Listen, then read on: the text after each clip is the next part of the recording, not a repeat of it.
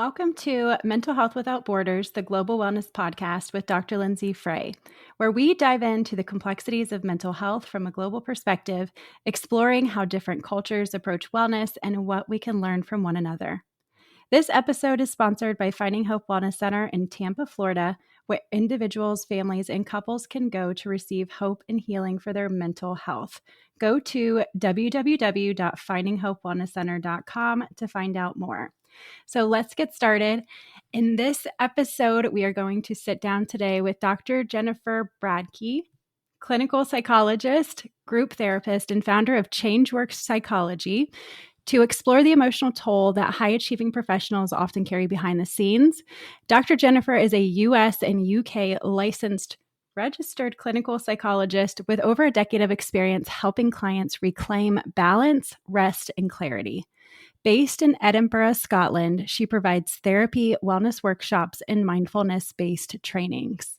Welcome, Jennifer. I'm so happy to talk with you again today. How are you? Great. I'm great. I'm excited to be here and to chat with you. So thank you so much for having me on. Absolutely. And can you first tell us a little bit about your journey and what led you to become a therapist? Yeah, I wish that was like a straightforward answer that I had for you, but like so many other things, it's not straightforward. Originally, I think I was tracked, to be honest, into kind of more of the hard sciences. It was pretty skilled in math and science. I went to space camp when I was in high school, which is super cool. But to be honest, I kind of kind of found my way, enrolled in an engineering program, and I was, of course, going to be aerospace because I went to space camp, and that was the logical progression. And when I had started my studies, it was okay. There was some interest there, but it was missing something, right? There wasn't that excitement of what I was learning. I wasn't excited about classes. I was like, yeah, I was like, oh, okay, here's the next thing, right? It was more of a to do list, and with that, upon reflection, I was like, oh, this isn't working, right? This like I can't imagine myself doing this long term. And plan B was I had taken a psychology class in high school, and I was like, oh, this is interesting. And looking back at that time now and how I came to make that choice, to be honest, it was just more in line with my values. Right? I value connection. I value curiosity. I want to learn about the world and others' experiences, build community. And that just really resonated with me. And so little by little, changing a major to grad school to now, it continues to be the way that I live my values in terms of my work. So thus far, I still love it. It's been 20 years now. I can't believe it. But yeah, that's kind of how I became a psychologist, and kind of that story that a roundabout way, I guess you can say. Yeah, absolutely. That's very interesting. So from aerospace to psychology, I know. still it's like that curiosity. I can definitely see that in both fields. Absolutely. And I share a little bit of your story, and then I found psychology through high school as well. So it was an intro 101 course, and I could not learn enough about it. I was so intrigued, and it was the first thing I ever came across that was just so intriguing. I wanted to keep learning about it. And here I am, like you, over 10 years later, still as excited, still as interested, and just loving where the field is going, and how much global attention, mental health awareness is, especially now. So thank you for sharing that with us. And where are you from originally? Originally, I'm from, you can tell probably from the accent. I'm from the Midwest, so just outside Chicago, is where I was born and raised, and via a couple of other places. So yeah. Yes. And so how did you make your way to Edinburgh? Oh, that is a story. With many stops along the way. Just moved here about a year ago, and my partner and I just made a decision to make this is home now. So it's great to feel like we're putting down some roots. But my partner accepted a position at the university here, and so we were down south. When I say down south, I mean down like near London, for a little while. and previously St. Kitts. Before that, that was like 7 years. That's where my partner and I had met. And then, Middle East and, so Guatemala was along the way. So I've been a little around different countries and locations for periods of time. But yeah, but right now, Edinburgh is it. Mhm. Yes, that's fantastic. And for people that have never been, like me, I'm super interested and curious about visiting. But what are some of the things that you love about it and what makes it home to you now? Oh my gosh, I think this goes along with the first question, right? It's community. I feel so welcomed here. Out of all the places that I have lived, I feel welcome. There isn't hustle and bustle, I guess, as well as the US. And so I feel like just even in passing, there's genuine conversations that happen and people, want to know what you're like. Oh, do you like it here? What brought you here? Oh, where are you from? I hear the accent, or, they'll see something. My partner loves, the Chicago Cubs for some reason. I don't do sports, but and really neither does he. But he'll like wear the Chicago Cubs, baseball hat, and everyone's like, "Ooh!" Like, how do you know? But it's amazing to have these type of conversations that just pop up when you're going to the grocery store or walking down the street, or when I volunteer, or it's fantastic. Yes, a lot of history there. That's one of the things that's really interesting. So I love that you found that community there and that it feels like home, and that you've really settled into practicing. And speaking of practicing and doing therapy across the seas, can you tell me about the clients that you still work with? So do you do a lot of virtual therapy because of moving around? Yeah. Currently, my practice is exclusively telehealth. That might Mhm. change in the future. I don't know. I still will do kind of workshops and things like that. I'm a MBSR teacher as well, and so I've done trainings in different locations over the time, and mindfulness trainings. Um, but in terms of my practice, it's primarily telehealth. I maintain all my licenses. I joke that feels like a full-time job, just keeping track of all of that and the CEs, and making sure everything's up to date. So everything in the like all my US based licenses are still active. I keep them. I am a registered clinical psychologist here / chartered clinical psychologist. Right, same. In the US, it's just called slightly different. And Mhm. so yeah, I have clients that are both based here, that are based in the US in a number of different states. And because I've lived in multiple places, I also have permission to still see clients there, where I've been in a variety of countries. So I will oftentimes work with individuals that are living abroad for a variety of reasons, whether that's work or their family reasons, that they're there for whatever length of time or whatever reason, and I will continue to see them there. I think one of the things that I like about doing those type of or working with those type of clients, and I feel that they are drawn to me, is because of the experience that I have had. It's just a unique challenge that Mhm. many people don't fully understand, of being able to uh, try to find a sense of home and community when you are moving from either your home country or continuing to move um, to different countries every so many years. Just Mhm. and to have somebody that understands that or has lived that life has been really important to them. Oh, So absolutely. You could really understand their struggles and also maybe their desire to do that, both in the same sense, correct? Yeah, that's fantastic. And so working with clients from different areas, even different countries, are you seeing particular themes come up in your yeah, work with clients? I mean, yes, I think part of the reason that there are those themes is because, right, they're drawn to me for a variety of reasons.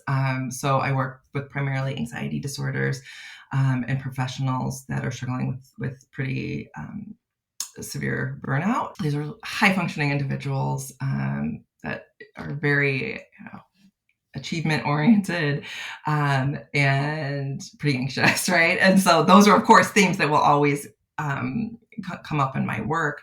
Mm. Um, And, as a result, there's other things that I specialize in that also come up, right? So I work in behavioral sleep medicine. It's something that I've done for many, many years and continue to do. I love doing CBTI and working with other sleep disorders as well. And so that will come up. But to be honest, regardless, what I'm doing now versus where I've practiced or whom I practice with, the themes are always the same, right? When you really think about it, right? Like all want to be loved. We all want to find that connection. We all have struggles. How these struggles manifest are slightly different, but it's still the human experience. When we strip away all the other like, well, oh, I'm anxious about this thing, or I'm anxious about this thing. It's like, yeah, and right, when we come by, that's kind of the approach I also take to group. I really love doing group as well, right? And it's the magic where you can have all these people come together that have these different backgrounds, and they are able to connect.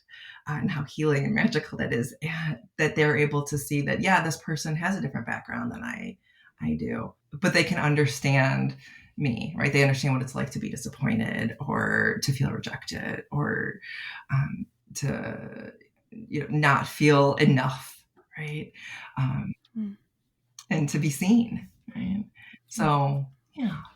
So I don't know if that fully answered your question, or maybe. Oh, absolutely. No, and I think too, you're right in that you have a specific kind of work that you do and a specific kind of client that you work with. So naturally, there's some things that come up if you're working with high achieving, high performing professionals, then anxiety, burnout, stress, these things are going to come up. And so I love that you kind of partner your approach with other specialties that help in those areas, like doing the groups. And I personally don't hear about that a lot, groups for high functioning individuals, with anxiety. I can see why that would be so effective and so helpful. So if any other therapists are around saying, this is something that I should tap into, yes, please let me know, because I have clients and people that, I could refer to them. And I think it's important, even for people that are listening now, to know that it's okay if you're hitting that wall, you're starting to burn out, you're having anxiety, but you're a high performance individuals. There are other people out there that understand. And a lot of times we do need to seek help for balance and for rest, and just a reminder that we can do those things. Those things are very important to continue the work that we're doing. Can you tell me a little bit about your mindfulness-based work? Just again, for anyone that's listening that might benefit from something like that. Yeah, absolutely. So I've done my training at UCSD Center for Mindfulness. So I've done the primarily MBSR, so mindfulness-based stress reduction, and that's the 8-week course that we meet once a week. And then there is, we call it an all-day kind of like mini retreat that we do. I've done that for a number of years now, and really, really find that to be just helpful in my work, right? Especially with those that I have a tendency to work with, right? More anxious, high achieving individuals that struggle with sometimes being able to step back and look at the bigger picture, and to not get so caught up in the thoughts or the worries that are there. So I find that to be an incredibly useful tool. So I do MBSR trainings occasionally. I've done them both in person as well as online. And I also have offered just kind of shorter versions of that. 8 weeks is a commitment, and I do recognize that, and not everyone is open to that or has space for that in their lives at any particular time. And especially if this is something that you're just being introduced to, having just even a 3-parter can be much more helpful. So I do that. And I also, where it's appropriate and there's interest, I incorporate that into my individual sessions with clients. So some people are like, oh, I don't know about this, but it's interesting for those that are just a bit curious to see, like, oh, well, actually, this makes me feel so much better. Or I'm able to see, wow, this comes up for me. These thoughts come up, and really these are just thoughts that are coming up, and I don't have to actually react to that. And these thoughts are just thoughts. it's not reality based. And so it's just another, like, I call it a tool in the toolbox, right? That, that I like to be able to offer or to teach that to my clients as well. So And it's so important. It's so important for them to understand that, learn that, and know how to be well. And I know I use a lot of mindfulness-based techniques, even with children and adolescents. And it's so neat when you practice with them. And like you said, they go, I feel so much better. Or maybe it's like the first time they've really felt relaxed as an adolescent because they don't practice these kind of things. And so it's really powerful to learn these as we're also learning how to be busy and fill our schedules and time management, all these things. We also need to learn how to rest if we're not really good at doing it naturally. And so also the behavioral sleep, that's really interesting too. This is just me being curious, but do you often see a connection between sleep problems or poor sleep and anxiety or high performance individuals? I'm shaking my head and I realized, this is a podcast. I probably can't see like that are listening, right? Like, absolutely. It is. I've been a lover of what I say, all things sleep for many years. Started during my postdoc is getting exposed to that.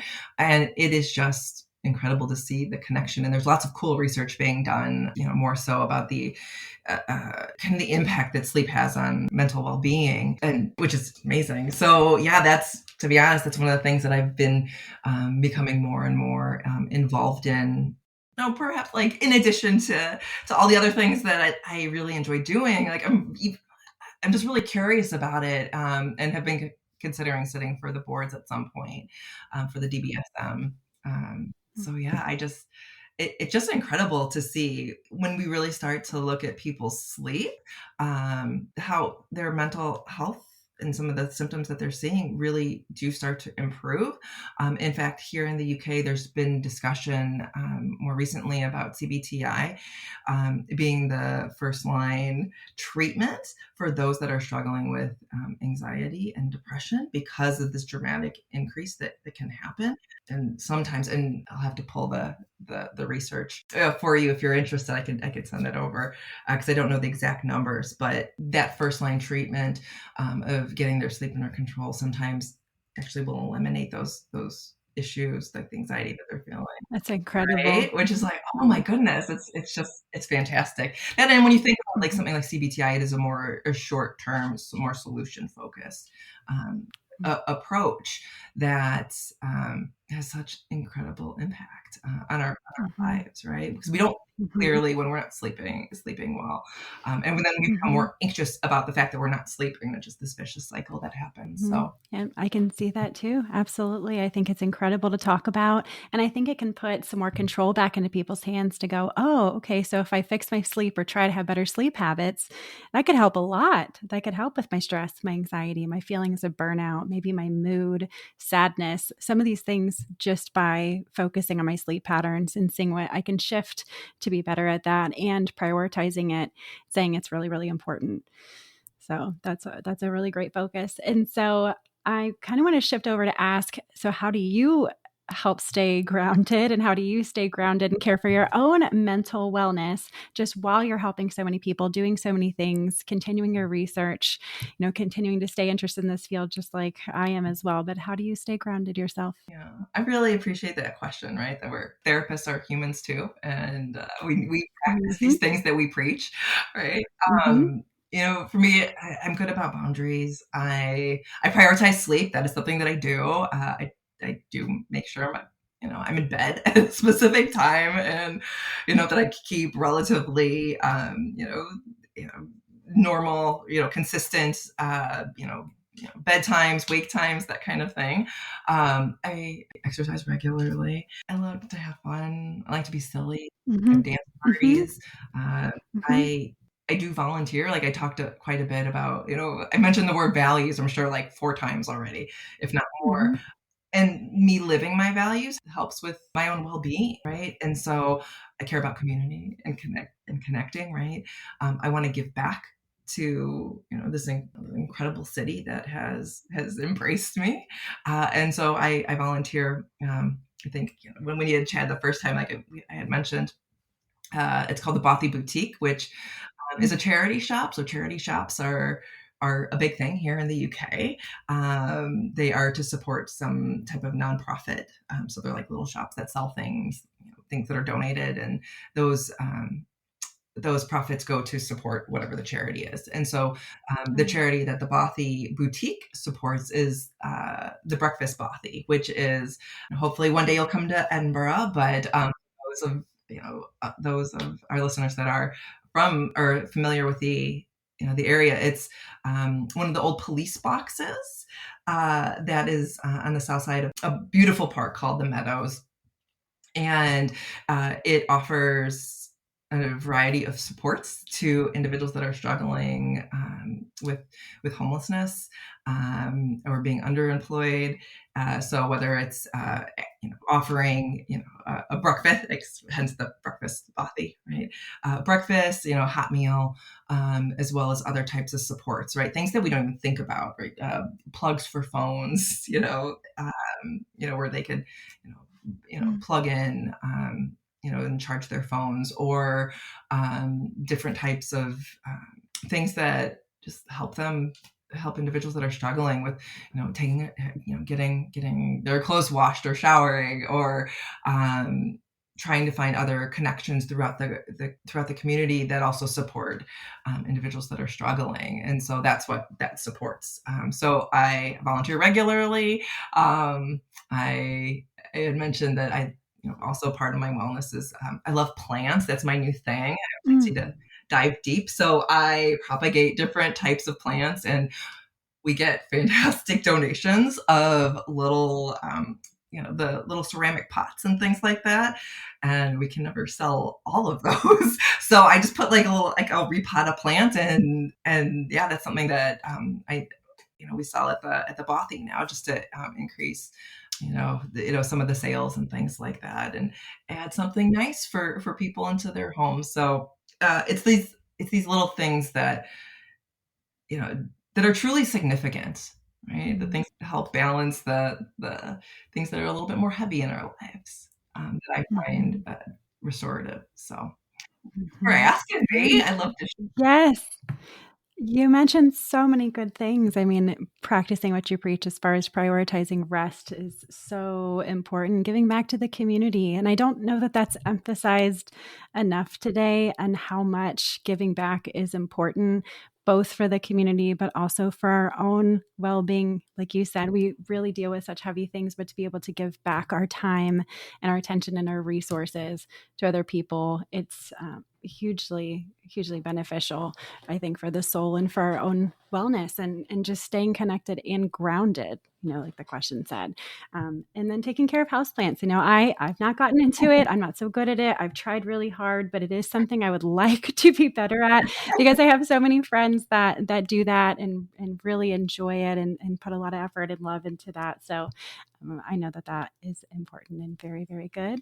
And so I do want to ask, because you're saying so many really important things, and I know that you still do work also with some US-based clients. How can people find you if they were interested in any of these services or learning more about you? Oh, yeah. Probably the easiest way would be to contact me through, you can either do that through my website, which is changeworkspsychology.com, or they can just email me at info at changeworkspsychology.com would probably be the best way to get in touch with me. And I'm also just interested in connecting in general. So even if it's not for my services, it's just to have a chat and connect. I'm not sure exactly who will be hearing this, right? If there'll be other psychologists or therapists, or or other healthcare providers that just want to connect, I'd be happy to do so. I always love learning, where people are in their, their journeys and what they're doing, and if I can be a support as well, I try to. Yes, absolutely. I love the insights that you're sharing. And I do know that there are a lot of professionals that are practicing in the mental health field that listen, as well as people that are just generally interested in it, and people that are generally interested in travel, or have been curious about living overseas. And that's why some of my US-based clinicians that are overseas that I've talked to, it's really interesting to hear their stories, how they got there, what they love about it, but then also some of the challenges, like you said, with working with people that there's some unique challenges, but there are also some really beautiful and amazing and important things about it as well. Exploring a different culture, calling it your home, meeting the people, blending with the community. Those are beautiful things.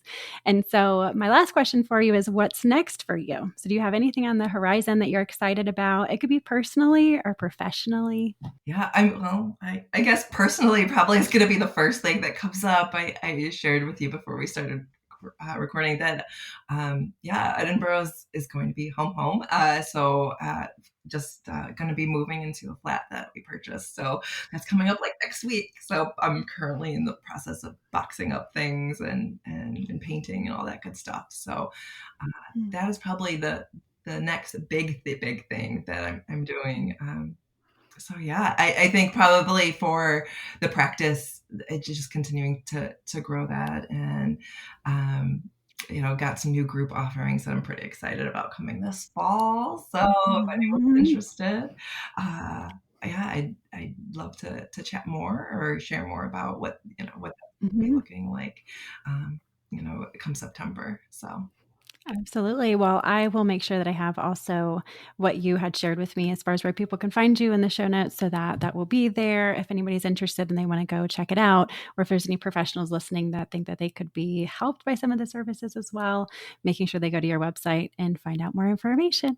So thank you again for this talk and this conversation. And also congratulations on the flat and finding a place to live and call home. So I'm really happy for you. And it was really nice to speak with you again. Yeah, thank you. I really have enjoyed this. It's been a lot of fun.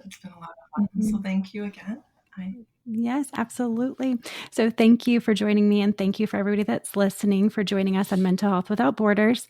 It's been another incredible conversation with Dr. Jennifer, and I hope you found some valuable insights to take with you.